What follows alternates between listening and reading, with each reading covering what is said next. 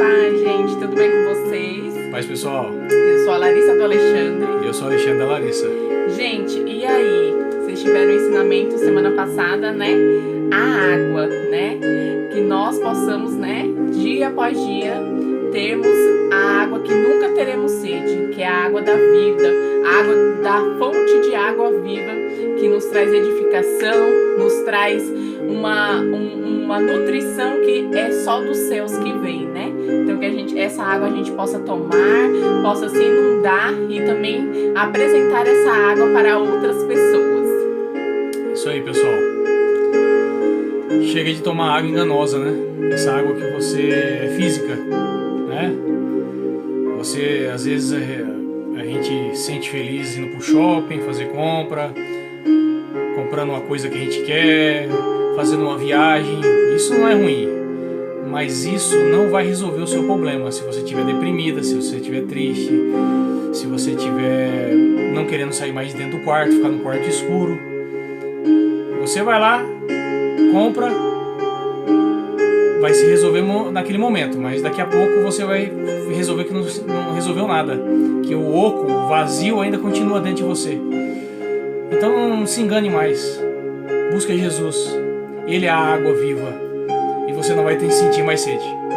Amém. Gente, e a palavra dessa semana, o tema é a Casa Forte, Engenharia da Vida. E aí, quem é que está coordenando a sua vida, a sua casa? Quem é que está sendo o engenheiro desse seu lar? É você ou é o Senhor? Você está colocando os projetos somente nas suas mãos ou nas mãos do Senhor? E vamos hoje ter alguns ensinamentos sobre casa, sobre o nosso lar. Em Provérbios 24, 3 ao 4 diz assim para nós: com sabedoria se constrói a casa e com discernimento se consolida. Pelo conhecimento seus cômodos se enchem do que é precioso e agradável. Aqui o Senhor dá um ensinamento muito lindo, né? Que um dos princípios para a gente ter a nossa casa construída, não tijolo por tijolo, a casa física, e sim um lar, é a partir da sabedoria, a sabedoria que vem dos céus, que o Senhor nos dá, né? Família próspera e tradicional, daquilo que o Senhor tem como ideologia para nós, com bens construídos e com alicerce, são pela sabedoria, compreensão e conhecimento. A partir disso, o Senhor não nos dá outras alternativas, porque a partir da sabedoria que Ele nos dá é que a gente constrói, que a gente consolida uma casa, né? Às vezes a gente tem aquelas pessoas que são tolas, são perversas, né? E às vezes acham que estão construindo uma grande casa, algo visível aos olhos humanos, né? Que a gente tem algumas pessoas que às vezes têm uma certa soberba ou pensam em algo material, e às vezes a pessoa está construindo uma grande casa aos nossos olhos. Oh, nossa, uma grande mansão. Mas se você não tem a sabedoria de Deus, essa casa vai ser destruída e os bens vão ser perdidos também. Nós temos que ter sabedoria de Deus para a construção e para a consolidação. A consolidação é o que a gente vive ali dentro daquela casa, né? Em 1 Coríntios 6, 19 ao 20 diz assim para nós: acaso não sabem que o corpo de vocês é santuário do Espírito Santo, que habita em vocês, que lhes foi dado por Deus, e que vocês não são de si mesmos? Vocês foram comprados por alto preço, portanto, glorifiquem a Deus com o corpo de vocês. Então aqui o Senhor está nos ensinando que a gente não é apenas... a gente está morando em uma casa física, nós somos a casa, nós somos templos do Espírito Santo, nós somos templos de Deus. Então, a partir do momento que nós somos casa do Espírito Santo, nós temos que se consolidar para poder consolidar também a nossa casa física. Aqui o Senhor também nos ensina, né?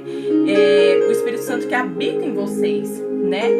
E ele foi dado por Deus e o Senhor pagou um alto preço para isso, né? E o Senhor nos ensina, né, que a gente glorifique por ser essa casa, por ser esse templo do Espírito Santo. Em Salmos 84:10 diz assim para nós: melhor é um dia nos teus átrios do que 1000 noutro lugar. Prefiro ficar à porta da casa do que, meu Deus, do meu Deus que habita nas tendas dos ímpios. Assim o Senhor nos ensina que vale muito mais a gente estar um dia na presença do Senhor do que 1000 em outro lugar, que a gente acha que é um prazer momentâneo, que são dias maravilhosos, mas o que vale, nem que for um dia e que seja para sempre, dias sempre presentes na graça do Senhor, na presença do Senhor, porque nós somos casa do Espírito Santo e temos que sempre buscar estar em comunhão, em consagração com o Senhor. Vale muito mais a presença de Deus do que sem estar na presença dele. Isso é muito lindo e muito forte. Em Hebreus 3:4 diz assim: pois toda casa é construída por alguém, mas Deus é o edificador de tudo. Gente, que coisa linda, né? A gente sabe, né, que o nosso mundo, o nosso olhar, né, terreno, a gente sempre tem algum pedreiro que tem que construir a nossa casa, ou a gente vai comprar uma casa para construir tudo. Mas o Senhor é que verdadeiramente constrói esse lar. Verdadeiramente é um lar que o Senhor já escolheu para você morar, é um lar que verdadeiramente o Senhor já preparou para a sua vida e a nossa vida. Eu sempre falo assim que a gente não deve ter apenas uma casa, e sim um lar, uma moradia no Senhor.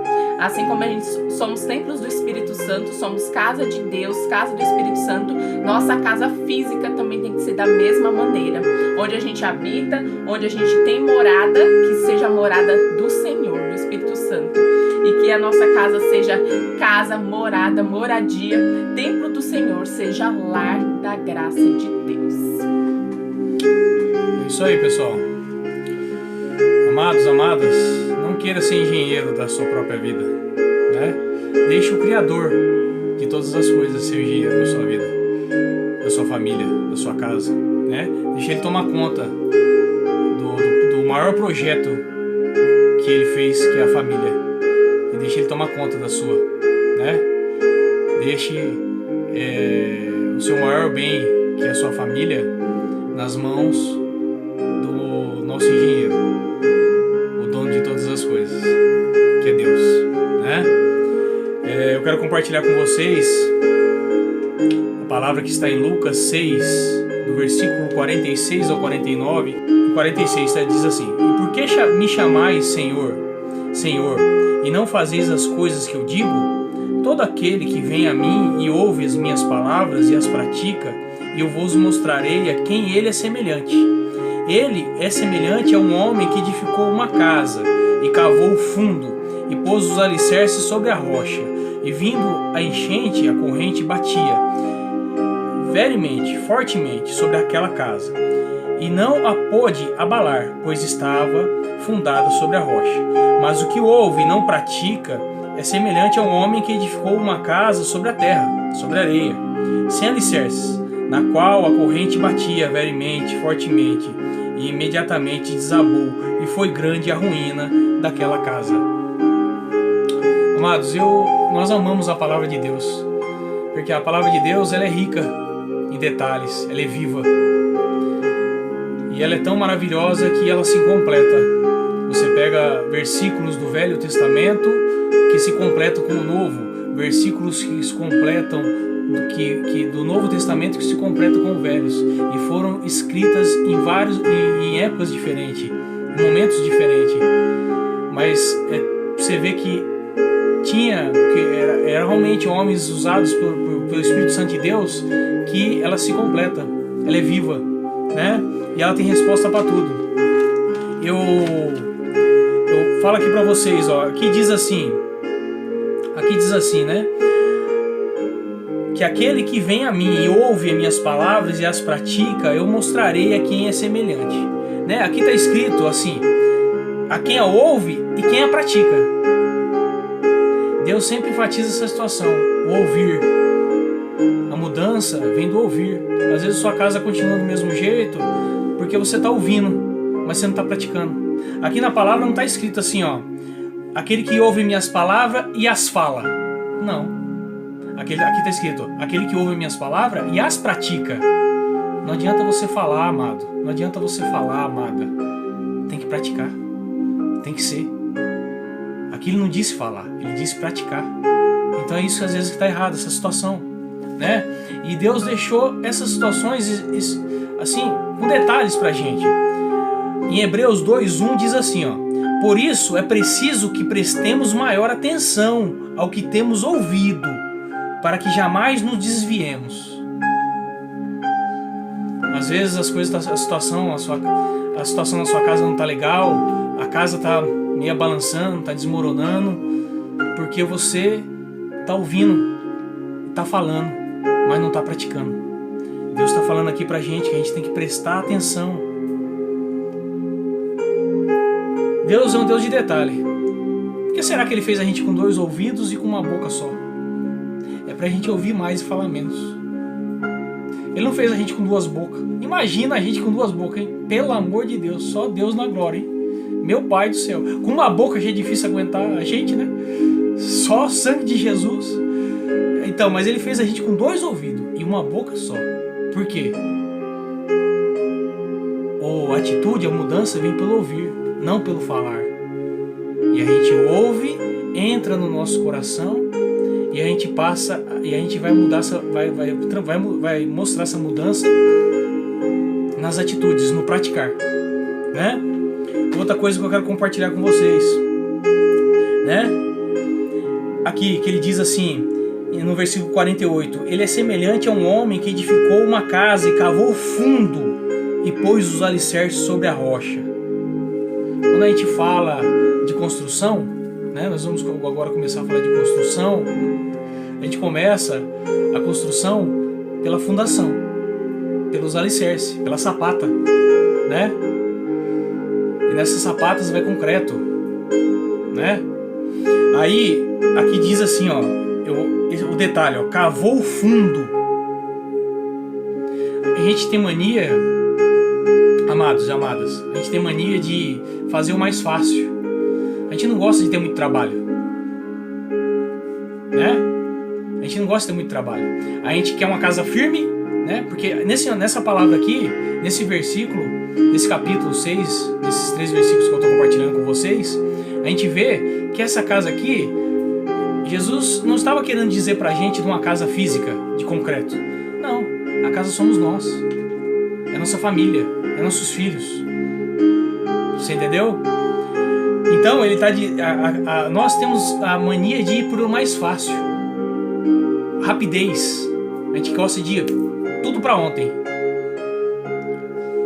Você constrói uma casa, como você quer se edificar de um dia pro outro, como você quer ter um alicerce firme de um dia pro outro. Aqui ele está dizendo pra gente que a gente tem que cavar fundo. O que é cavar fundo?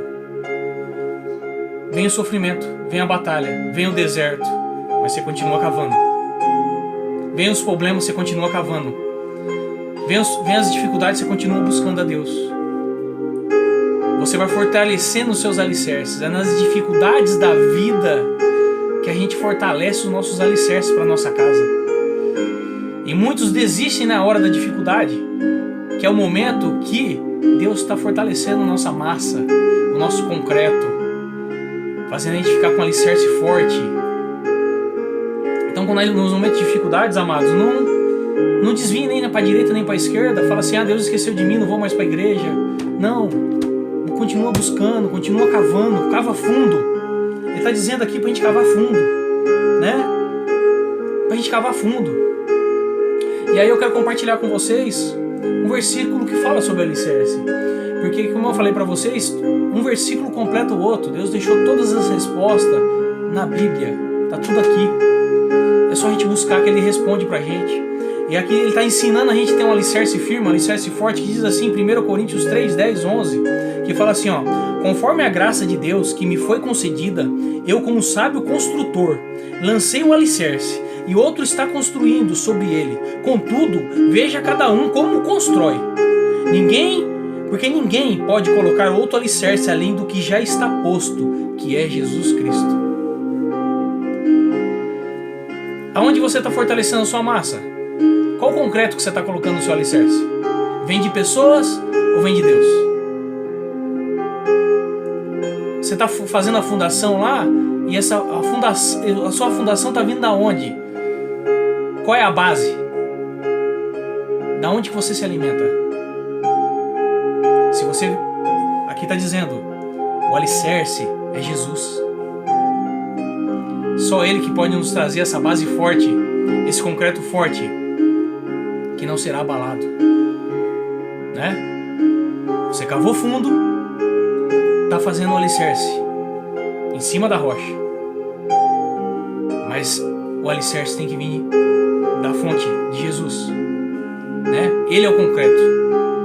Ele vai nos trazer base para se tornar uma casa inabalável. Pode balançar, mas não vai cair, né? E aí nós falamos de construção, nós vamos falar também sobre tijolo. Na construção tem o alicerce. Depois, para você começar a levantar, vai vir os tijolos, né?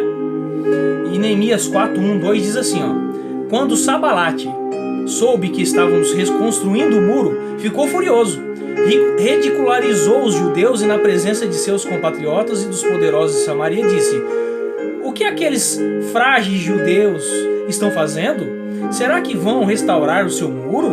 Irão oferecer sacrifícios? Irão terminar a obra num só dia? Será que vão conseguir ressuscitar pedras de construção daqueles montes de entulho e de pedras queimadas?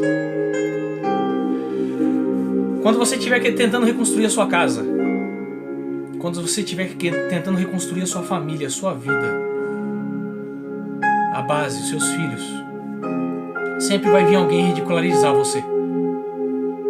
Sempre vai ter um Sambalate na sua vida. E na hora que você estiver colocando os tijolos, ele falou assim: isso não vai dar em nada. Esses tijolos velhos queimados não vai dar em nada. Para que ele está fazendo isso? Para que ele está tentando construir? Não vai resolver nada. Sempre vai ter alguém que vai te jogar para baixo e vai falar para você não acreditar na mudança da sua casa, na mudança da sua família, na mudança dos seus filhos. Sempre alguém vai te falar para você que não adianta você colocar tijolo. Não adianta você querer restaurar os tijolos velhos, porque não tem mais jeito. Mas a palavra de Deus diz para nós que Deus nos restaura. Que quando nós fazemos as coisas firmadas nos princípios dele e estamos com ele em primeiro lugar, tudo se faz novo. Esse tijolo velho queimado que diz aqui a palavra, esse monte de entulho que eles falaram aqui, essas pedras daqueles monte de entulho e pedra queimada, vai se tornar um grande palácio. Vai se tornar um grande palácio porque você acreditou, porque você creu, não na palavra do homem, não na palavra do Sambalate que falou na sua vida, mas na palavra de Deus, que a promessa é dele, não é de homens. Ele não é homem para mentir, nem filho do homem para se arrepender. Quando ele fala, ele cumpre. Então pode pegar as pedras, pode pegar os tijolos queimados, que vai se fazer uma casa nova, tá? E aí eu quero compartilhar com vocês, tem o alicerce, tem os tijolos para fazer as paredes, mas as paredes, para ficar firmes, precisa de uma coluna, precisa da coluna. E Deus diz para nós quem é a coluna, como que deve ser a coluna da nossa casa, porque as paredes sem coluna, ela cai. E aqui diz assim, Neemias 9:12: e guiaste-os de dia por uma coluna de nuvem, e de noite por uma coluna de fogo, para lhes iluminar o caminho por onde haviam de ir. Aqui essa passagem ele está citando, na época que o povo de Israel que saiu do Egito estava indo para a terra prometida, Deus os guiava com uma coluna de nuvem durante o dia, e à noite com uma coluna de fogo, para eles não se perderem. Quem é a coluna da sua vida? Pessoas? Quem é a coluna da sua vida? Programas de televisão? A mídia? Então você está indo para o caminho errado. Você está com a coluna que vai cair, vai desabar a sua casa. A coluna é Deus. Ele está falando aqui que a coluna é Ele. Ele guia o seu povo, Ele guia os seus, Ele guia os seus filhos como coluna de dia e de noite. Ele é a coluna.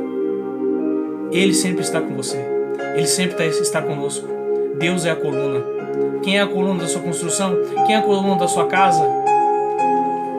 Se for outra, mudem agora. A coluna tem que ser Deus. Em outro versículo aqui, em 1 Timóteo 3,15, diz assim, ó: mas se tardar, para que saibas como convém andar na casa de Deus, que é a igreja do Deus vivo. A coluna é a firmeza da verdade. Olha só que maravilhoso, pessoal. Aqui ele está dizendo que a gente não pode se apressar, mas se tardar, ter calma, para que a gente saiba a caminhar com Deus. As coisas com Deus não tem pressa. Tudo que a gente faz com pressa, a gente sai dos princípios de Deus. Porque a gente começa a se preocupar com a rapidez, com o processo, para terminar logo. Mas sai dos princípios. Deus não quer saber de velocidade. Deus não quer saber de tempo recorde. Deus quer saber dos princípios em primeiro lugar. Então ele está falando assim, se tarda, para que saibas como convém andar na casa de Deus. E ele fala aqui que a igreja do Deus vivo, quem é a igreja? Somos nós. Nós somos templo do Espírito Santo, como minha linda disse. Nós somos casa do Espírito Santo. Nós somos o templo, nós somos a igreja, nós somos o corpo. Não adianta você se apressar. Siga os princípios de Deus, para você viver na coluna, que é a firmeza da verdade. A verdade é Ele. É a palavra, são os princípios. Ele é a coluna. Então, fique com esses fundamentos na vida de vocês. Fique com o alicerce, com o concreto verdadeiro, que é Jesus Cristo. Com os tijolos fundados na palavra. Que fundados na palavra, mesmo que as pessoas não acreditem mais, para Deus sempre é possível. Aqueles tijolos velhos, queimados, que era um monte de entulho, vai virar um palácio.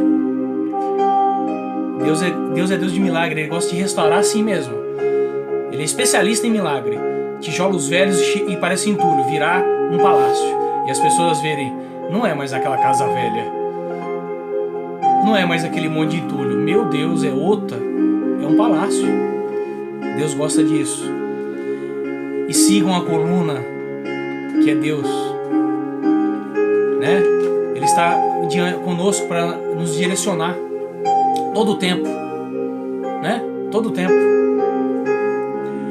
Casamento não se acha pronto, se constrói. As pessoas têm mania de preparar uma grande festa, preparar uma grande lua de mel, mas não se prepara para o casamento. Não constrói uma casa, não prepara o alicerce, não prepara a coluna, não prepara os tijolos desse casamento. Eles se preocupam só com o supérfluo e não se preocupam com o principal, em se preparar. Se preparar com a sabedoria da palavra, a sabedoria de Deus, para você construir um casamento forte, com alicerce forte, com uma boa coluna, com os tijolos fortes, né? Então o casamento não vem pronto, se constrói, tá? Não se preocupe tanto com a festa, se preocupa com o que você está construindo. Não se preocupe em se preparar para o seu casamento, leiam livros de relacionamento que venha dos princípios da palavra de Deus. Se preparem, façam cursos, busquem se priorizar no seu casamento. Nós nunca estamos prontos, nós temos que aprender todos os dias, né? Então o casamento se constrói, não vem pronto, tá? Quando os filhos deixam a casa, nós temos que saber que nós temos filhos, e os filhos uma hora vai sair da nossa casa e vai ficar você e o seu cônjuge dentro da casa. Acontecem situações quando os filhos saem de casa, o cônjuge, o esposo e a esposa percebem que eles não se conhecem mais. Sabe por quê? Eles dedicaram só para os filhos e esqueceram deles. Vocês têm que viver para os seus filhos, mas você tem que viver para o seu esposo. Esposo, você tem que viver para a sua esposa. Quando os filhos saírem de casa, vocês têm que continuar em lua de mel. Vocês têm que continuar sendo namorados. Não virar dois estranhos dentro de casa, porque o tempo faz isso. Então se preparem. Se preparem para quando os filhos saírem de casa, vocês continuarem sendo eternos namorados, né?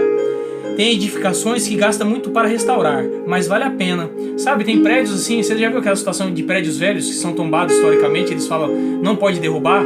Eles fazem todo um trabalho para aquele prédio continuar em pé.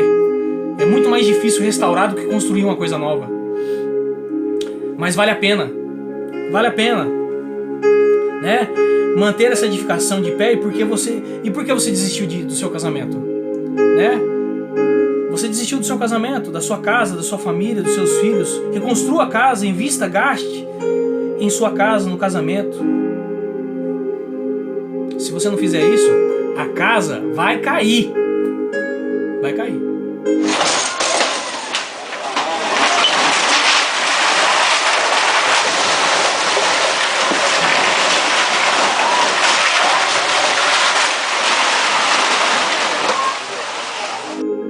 Se você não fizer isso, a casa vai cair. Se você seguir esses fundamentos de Deus, a sua casa vai ter jeito. Se está alguma coisa errada, reconstrua ela. Né? Seus filhos, na sua família, tem jeito sim, não está condenado não, vale a pena. Se você fazer essas coisas, essas situações, a casa não vai cair. A casa não vai cair porque você está colocando o alicerce certo, a coluna certa, está seguindo a coluna certa, está ficando um tijolo forte. Quando queremos transformar uma casa terra em um sobrado, temos que reforçar, colocar mais colunas, vigas, deixar a estrutura mais forte. Quando a gente tem uma casa terra, a gente quer fazer um sobrado. Tem que mexer nas paredes e tudo. Se o seu casamento estiver assim, precisando de uma reforma, de colunas novas, comece hoje. Não deixe para amanhã, não. Verifique os ferrugens da casa, os cupins da madeira. Não deixe de juntar muita coisa, fica mais difícil para reformar e consertar. Ferrugem a gente vai deixando, depois eu pinto, depois eu vejo, quando você vê tá um buraco. O ferrugem comeu tudo. Ah, você tá vendo um pozinho ali na porta, não sei o que, o cupim tá comendo a porta. Você fica esperando pra jogar veneno, pra deslizar, quando você vê a porta já foi, tá oca. Assim é nosso casamento. Tem que tomar cuidado. Tem que verificar o ferrugem, o cupim hoje. Quando colocamos em prática os ensinamentos que Deus nos deixou para seguir, está edificando o seu relacionamento familiar sobre um fundamento sólido na rocha, não sobre a terra, sobre a areia. Também sabemos que toda crise familiar é uma oportunidade de crescimento e hoje você tem a oportunidade de crescer. Deixe Deus ser o engenheiro da sua vida, da sua casa, da sua família. E lembre-se, casal que vive pela Escritura não tem ruptura, e vive assim, fique com isso.